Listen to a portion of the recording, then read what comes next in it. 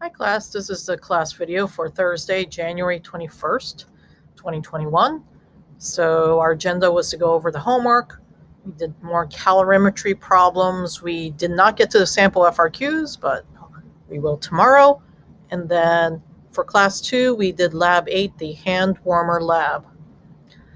Homework is to complete the lab 8 results and write up questions, and then study for a 10-point quiz tomorrow, which will be based on Tuesday's and today's, Thursday's material. Just a reminder that Q2 ends February 2nd, and so all Q2 work, I prefer to get it at by January 29th. Grades will end this week because this is the last full A week. So we went over the problems. There is a link to the solutions for the problems in the slides. And I'll just go over each problem and explain it. And then if you have questions, please do ask or take a look at the solutions to get more details. So this first question, 5.40, to write the thermochemical equation, you write out the substances, make sure it's balanced, and then the addition of 109 kilojoules of heat. That means that the heat is added in. So this would indicate an endothermic process where heat is required for it to happen. So our delta H is going to be plus 109 kilojoules. You can draw the enthalpy diagram either way in a simpler fashion like this, where the reactants have to absorb 109 kilojoules of heat to form the products, or you can draw a potential energy diagram, and then the difference between the potential energies of the products and the reactants is 109, and there should be the products at a higher energy than the reactants. For 5.44, we have a thermochemical equation. First question asks, is this exothermic or endothermic? Looking at the sign of delta H right here, we can see that it's positive, which corresponds to an endothermic reaction. Heat is absorbed by the reactants. Then B, we're doing various calculations using the thermochemical equation. Here we're taking 24 grams of methanol and using the relationship between the heat here, the energy absorbed, and the molar ratio in the equation, we can set up our conversion from grams to kilojoules by first converting to moles and then using the relationships in this equation to get the energy. Okay, part C, going the other way, going from energy to grams, so the opposite direction. And then D, it's asking for how many kilojoules of heat are released when the methane reacts with oxygen. So notice here they're saying that if you take methane and oxygen and react them, how much heat is going to be released. And since it is endothermic going from left to right, the reverse reaction where methane and oxygen are being reacted is going to be exothermic. Heat will be released if we're going from right to left. So the sign for this heat released is going to be negative. But the process of finding the heat is exactly the same.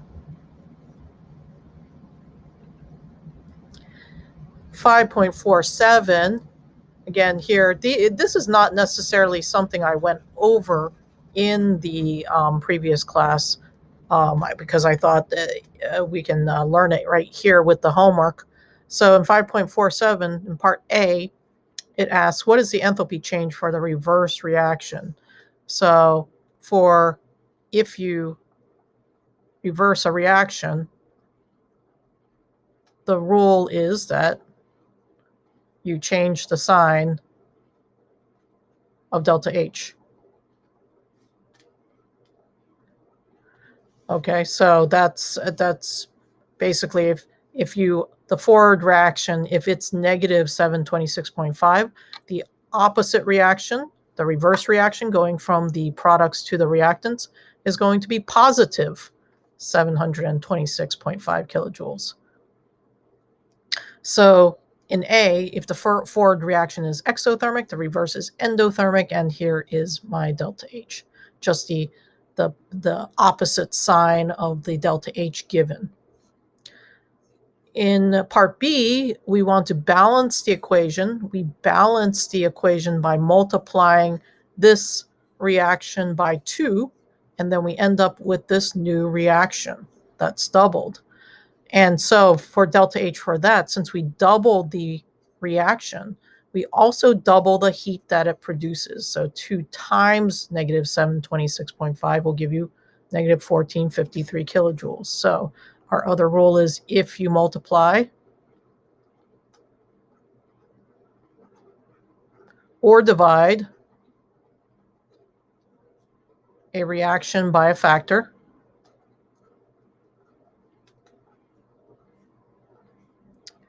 you multiply or divide delta H by the same factor. And this kind of makes sense in terms of stoichiometry, right? If we had double the reaction, we should have double the heat produced or absorbed. And so these rules right now, we're just learning them, and we will apply them on Friday to something called Hess's law, is where we're going to use these sort of manipulations of delta H and the reaction. So in part D, it says if the reaction were written to produce H2O gas, so if this was not liquid, but it had been turned into gas, would you expect the magnitude of delta H to increase, decrease, or stay the same? Explain. So I don't really like how they asked this question, but the idea is if you have this reaction happen and then you need to take the liquid and turn it into gas, this is an endothermic step. It will require energy. Okay, so it requires energy, so we need to put in some energy. Okay, some energy needs to be absorbed to change this to gas. So we're going to have to add some energy component here if instead of liquid we have to produce gas. So if we add some energy to this, right, the magnitude of that delta H will get smaller, which basically means that the number will become less negative. Okay, it will become less negative. It would increase, so it would not be as negative. Okay, because we have to put in some energy in order to change the H2O liquid to a gas. 5.52 is an application of Q equals MCAT. Hopefully by now you're recognizing that this is the equation in thermochemistry. So here they're asking which substance requires the smallest amount of energy to increase the temperature of 50 grams of that substance by 10 K. So looking at Q as the energy required, okay, we can see that if the mass and the temperature change are the same, right, we need to find the smallest specific heat. Okay, the smallest C, and if we look here, that would be mercury in table 5.2. And in B, they ask us to calculate the actual energy for this change. So now we use Q equals MCAT, put in 50 grams for M, the mass, C is 0.14 joules per gram Kelvin, and T is a change of 10 Kelvin. So plugging in, we get 70 joules. In 5.54, we're going to consider gold medal from exercise 5.26, which I've pasted over here so you can see it. And so they're asking us in part A, based on that information from 5.26, calculate the specific heat of AU. So from the question, we can get Q, M, and delta T.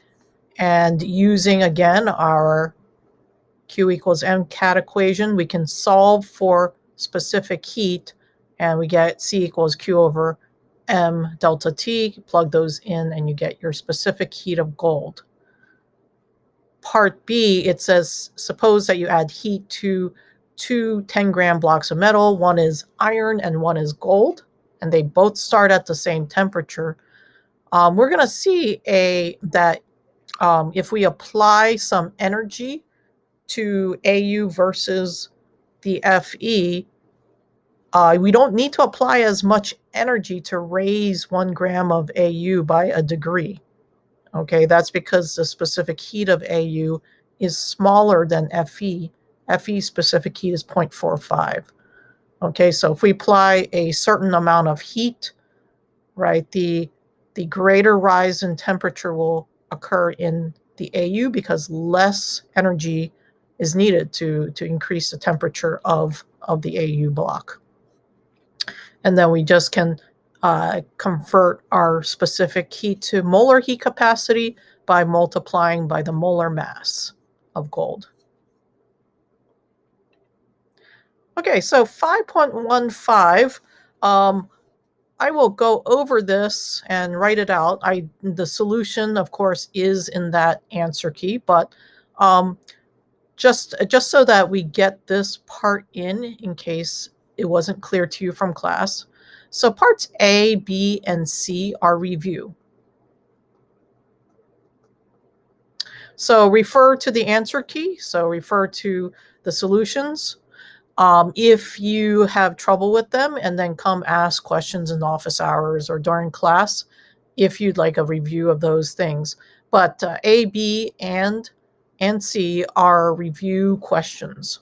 All right, so that leaves us with D, which is the calorimetry question. So in part D, it asks us to calculate delta H for the reaction. Now, before we do that, let me remind you of this very important note. Q, the heat, is not the same as delta H of the reaction, okay? They are not the same. They are related. Q is the energy released or absorbed by a process under particular conditions, okay? So energy released by the amount of stuff, okay, that has to increase in temperature and what material it is.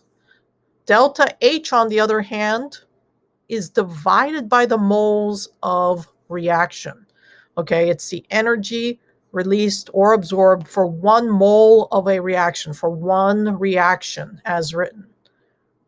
So we have to take the Q and divide it by, okay, to get delta H of the reaction, we have to take the Q for the reaction and divide it by the moles of reaction in order to get delta H. Okay? Q is just the energy, and we get this through MC delta T. Okay, or if we have the heat capacity, it could be big C times delta T. Okay, so just keep that in mind. So here they're asking for delta H. So in order to find delta H, I need to find my Q of the reaction, and I need my moles of reaction. Those are the two things I need to calculate delta H. So Q of the reaction is going to be the same equation, MC delta T. All right, so there are some assumptions they're asking us to make. First, they're saying that the calorimeter absorbs only a negligible quantity of heat, basically saying it is perfectly insulated. It's a perfect insulator. The total volume of the solution is 100 milliliters. We can add these two volumes together and assume that together they will make 100 milliliters. Specific heat and density of the solution after mixing are the same as pure water. So we can assume that C is equal to 4.184 joules per gram degree Celsius, and the density of this solution is the same as water, which is 1 gram per milliliter. Okay, so this means that our reaction involving 100 milliliters okay, our mass comes from this 100 mils of solution, but we can use the density here, 1 gram per milliliter, and say that the mass is 100.0 grams. And then C we have delta T. We've got to look at what happens to the temperature. Let's see, it is rising from 21.5 to 27.7. 27.7 degrees C minus 21.5 degrees C. Okay, when we subtract those off, we get 6.2 degrees C, okay, for our temperature difference. So now we can plug into our MCAT equation. So Q reaction equals 100 grams times our specific heat times our temperature change, delta T, and we will get a, and this is going to be negative, remember, because, right, our temperature is increasing, T increases, this is going to be exothermic, so negative Q. All right, so put a negative Q there, so negative 2549, oh, sorry, 94, we won't worry about sig figs yet. Joules are released, okay, by the reaction. Okay, that's what is released by the reaction goes into the surroundings. So now we want to take this Q, we've got the Q, and divide it by the moles of reaction. So we need to figure out now what these moles of reaction are. So looking at our reaction is CuSO4 plus 2KOH forms this precipitate, copper hydroxide, copper 2 hydroxide plus potassium sulfate. So we can see that we've got to figure out the moles of each of these. So for CuSO4, I can take my 0.050 liters times 1.00 moles per liter to get my moles, and I get 0.05 moles.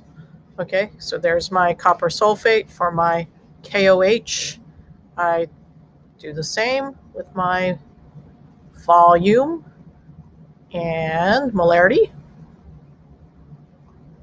and I get 0.100 moles. And we can see here, why are we doing this? This is a good question somebody asked in class. Why am I looking for these moles? Why am I changing moles? Why am I looking at stoichiometry? Because we need to know how many moles of reaction have occurred here. Okay? The delta H is the heat per mole reaction. So I need to figure out which one of these is the limiting reagent. If one is the limiting reagent, I'm going to divide by that many moles and then convert it to my moles of reaction. Okay, so I hope that's clear. So once I get my moles of each, now I'm going to decide which one's the limiting reagent. Well, if I look here based on stoichiometry, if I take my 0.05 moles of copper sulfate, that's my moles of copper sulfate, and I multiply by 2 moles KOH for every 1 mole CuSO4, we can see that I'm going to get 0.1 moles of KOH, which is, guess what? These are equal. Okay, so we have the exact stoichiometric amount.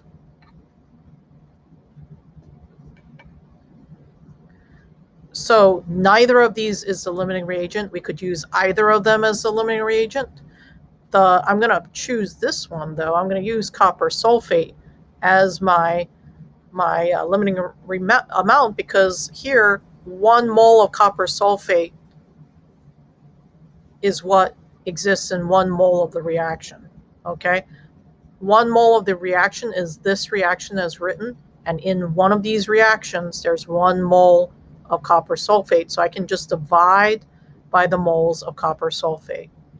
So if I take my, for my delta H, I can take my heat released here, minus 2594 joules. I can divide it by my moles of copper sulfate right here. Okay, so 0.05 moles, and that is going to be my moles of reaction here. That's how many moles of reaction I have, because it's 1-to-1 between copper sulfate and the reaction. I'll write this in another way below this just to make it clear how that translation occurs. So here when I divide, I end up with minus 52,000 joules per mole reaction, which is the same as negative 52 kilojoules per mole reaction. Okay, so that's my delta H right here.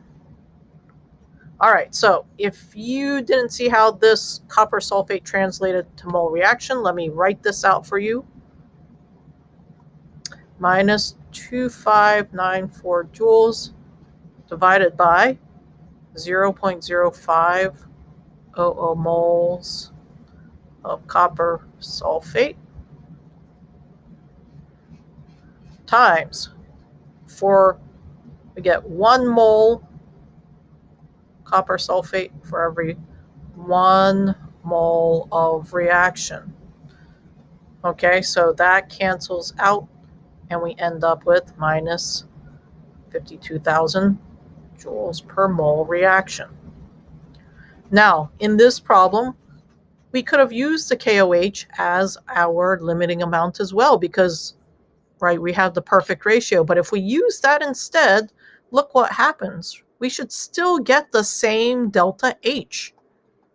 So if I take 2594 joules, divide by my molar amount of KOH, 0.100 moles KOH,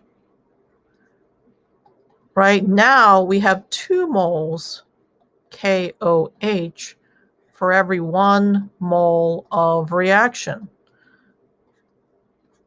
Here you can see that we're still getting 52,000 joules per mole reaction. And if we were not, then we have done something wrong, right?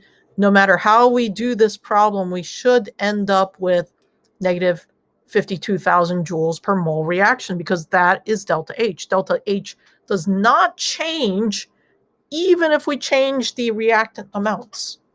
Okay, the Q will change. Delta T will change. Mass will change. Those things will change based on the amount of stuff that is reacting.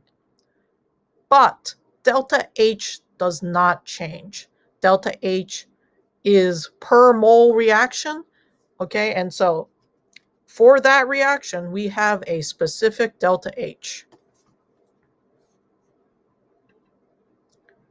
All right, and here's a solution here if you want to look through that. That's for the other sections. So again, Q is not the same as delta H. Okay, delta H is an intensive property. I don't remember if I went over this, but it is an intensive quantity that does not change with the amount of stuff that is reacting, whereas Q is extensive. Okay, if you have more stuff, it will produce more energy. Okay, if more stuff reacts, more energy is released or absorbed. But delta H does not change. All right, so we also did this problem and the next one in class, and so I'll go over this. So here, okay, we have a situation where a student mixes 50 mils of 0.1 molar AgNO3, 50 mils of 0.1 HCl in a calorimeter. Temperature, the mixture increases. Aha, and when you see that, you should automatically think, oh, this is an exothermic reaction. And here are the temperatures. Okay, the temperature increase is caused by this reaction. Oh, this is nice, all one-to-one stoichiometry. So then here's the question, calculate delta H for this reaction, assuming that the combined solution has a mass of this and a specific heat of that. All right, so again here, we want delta H. For delta H, we need Q reaction. We need moles of reaction. Okay, so Q reaction, Q equals MCAT. Okay, let's see if we can find these things in the problem. So our mass, they give to us 100.0 grams. C is given to us right here. This is C. Okay, and my delta T, I need to do a small calculation here. So 23.11 degrees C minus 22.30 degrees C. Can subtract those. And we get 0.81 degrees C. So now let's plug into Q of our reaction. So M is 100.0 grams. C is 4.18 joules per gram degrees C. And then our delta T is 0.81 degrees C. So multiplying these out, we'll get negative 338.58. That's keeping enough stuff.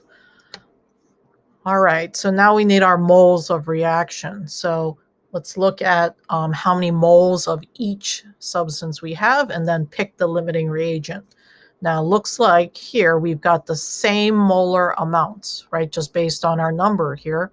So we are not going to have a limiting reagent just like in the previous problem 5.115. So here, if I take my 0.050 liters times my 0.1 moles per liter, I'm going to end up with 0.005 moles of AgNO3. And that will be the same number of moles of HCl. And since this is a one-to-one reaction, neither of these will be the limiting reagent. We could treat either of them as limiting. So I can just use this amount as my moles of AgNO3 as well as my moles reaction, right? That's going to be 1 mole of AgNO3 is in every 1 mole of this reaction. So that's how many mole of reaction we have. And so I can just plug in now my Q, negative 338.58 joules, divided by my 0.005 moles of reaction. And dividing this out, we get minus 68,000 joules per mole reaction, 2 sig figs based on this temperature difference. Okay, so there's practice exercise 5.6. So if we go to 5.55, this question is solid sodium hydroxide dissolving in 100 grams of water in a coffee cup calorimeter. Okay, slightly different, right? We don't have two things reacting here in this, like in this previous exercise, right? We have one thing dissolving. So again here, though, the question is to calculate delta H. So delta H is Q reaction divided by moles of reaction. So Q reaction, just like before, MCAT. Q equals MCAT. All right, so looking at our mass, now here, actually before I put in my equal sign, let's find the mass. My mass is going to be my 6.5 gram sample plus my 100.0 grams of water. Okay, that's my whole system here. That's the reaction, right? So we've got to add those together. So 106.5 grams. Okay, there's my mass. C, let's see, assume that the specific heat of the solution is the same as pure water. We're almost always going to be making that assumption. Joules per mole, degrees C. Okay, and then my delta T, just taking a look, it again, temperature rise, exothermic, we're going to get a negative Q. So 37.8 minus 21.6. Right, so subtracting those, we get a temperature difference of 16.2 degrees C. Let's put these numbers, okay, into our equation. So Q reaction is 106.5 grams times my specific heat. Oh, that should not be moles, that should be grams. Correct that. And then times our delta T, which is 16.2 degrees C. So multiplying that out, and we need a negative sign here. We're going to get negative 7,218 and some change. Okay, so there's our energy released by this sodium hydroxide dissolving as shown here. And now we need to get our delta H. So for delta H, we need our moles of reaction. So let me write that first. Our moles of reaction are going to be the moles of sodium hydroxide, right? Because it's one sodium hydroxide for every one reaction. So let me just convert my 6.50 grams, okay, and then multiply by this, actually divide by my molar mass, and then I will get 0.1625 moles of NaOH. Okay, and then I can solve for my delta H. Delta H is my Q reaction over my moles reaction. My Q is minus 7,218.66 joules divided by 0.1625 moles of reaction. And so we end up with negative 44,400 joules per mole reaction, which is the same as negative 44.4 kilojoules per mole reaction. Okay, so there's our delta H right there. Okay, so a couple differences here are that, right, when we get our moles of NaOH, remember that's the NaOH is the stuff that is, right, causing this dissolving here. So we need to find our moles of NaOH to get our moles of reaction, and then remember to add the masses of the things together to get the whole reaction, and make sure you put your signs in to indicate that this is an exothermic reaction happening.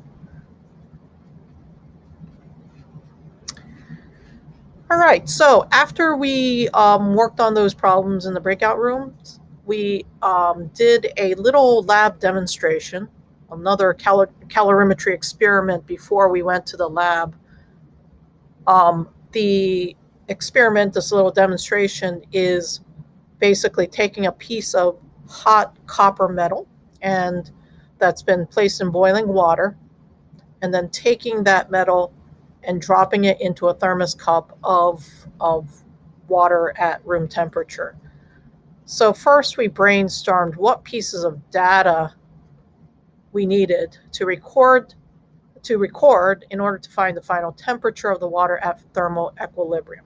Of course, we're going to be able to put the thermometer in and see where thermal equilibrium actually hits, but we can actually predict this using our calorimetry, our Q equals MCAT equation, and heat transfer. So we need to record the mass of Cu, okay? We need the specific heat of Cu. We need the mass of the water in the thermos, okay? We also need the mass of the water with the thermos. So actually, we may not actually measure this, okay? So data is stuff we measure in the lab. We might measure the mass of H2O with the thermos, but that means in order to get the mass of H2O, we need the mass of the thermos with no water, the empty thermos. And then by subtracting these, we can get the mass of the water. So in terms of masses, these are things that we need to record. The other things that we need to record are temperatures. Okay, so we need the temperature of the copper. So the initial temp of the copper, okay, in boiling water, because that's what it starts out at. And then we also need our initial temperature of the H2O in the thermos. Okay, and then one more thing, I guess I left this out, so we need the specific heat of Cu and H2O. So those are the pieces of data we need to record in order to calculate the final temperature of the water at thermal equilibrium. So then we went ahead in the lab and actually collected this data. So our mass of Cu is 57.65 grams. The specific heat of copper is 0.385, and I just found that, degrees C. Our water specific heat, 4.184 joules per gram degrees C. Mass of H2O with the thermos was 408.61 grams. And of course, we actually massed the empty thermos first, otherwise we would have had to pour out the water again. That was the mass of the empty thermos. Our initial temperature of copper we recorded as 99.1 degrees C. There was our initial temp. And then our initial H2O was 14.5. So those were our pieces of data. Now, before we actually plunge the copper into the cold water, I asked people to calculate the final temperature, what it should be if everything went as theoretically predicted. So if we think about what's happening is, here's our Cu, our hot Cu, and we plunge it into our water in our thermos, right? The copper is hot. This is cold H2O. The hot Cu transfers heat to the cold water. Okay, through our collisions and right, high kinetic energy, low kinetic energy collisions occur, heat transfer occurs, kinetic energy gets transferred, and then everything ends up at the same temperature. So how do we calculate that final temperature? We have to say that the Q lost by the copper, right, that heat loss is transferred to the cold water. It's the Q gained by the H2O. And we have to consider that the thermos cup, is a perfect insulator, and we're not losing or gaining any heat from the the thermos or the surroundings. We're considering this a closed system. So in that case, the Q lost by the copper, the hot copper, is the Q gained by the cold water. Okay, so now we got to plug in these numbers and solve for the final temperature. So here, Q, M, copper, C, copper, delta T, copper. Okay, so Q is MC delta T. Here, Q gained by the water will be mass, water, C, water, and delta T, water. All right, so plugging these in, our mass of copper is 57.65 grams times our specific heat of copper is 0.385 joules per gram degrees C. Our delta T, we have to think about how we're going to do this, just because we don't want to end up with some weird negative, okay? So here, thinking of our delta T, our copper starts out hot and it ends up colder. So our initial temperature is higher than our final temperature. So looking at our initial temperature, it would be our 99.1 degrees C. That's our initial temperature minus the temperature at the end is our final temperature. And we're doing this to avoid any strange negative signs here. Okay, and then here our mass of our H2O, when we subtract these off, we end up with 232.63 grams of H2O. Our specific heat is right here for water. And then here in terms of water, right, our final temperature will be higher. So I'm going to put that first, T final minus my initial temperature of 14.5 degrees C. Okay, so now it is math time. Okay, we got to do some math out. Okay, I'm just going to multiply and then distribute.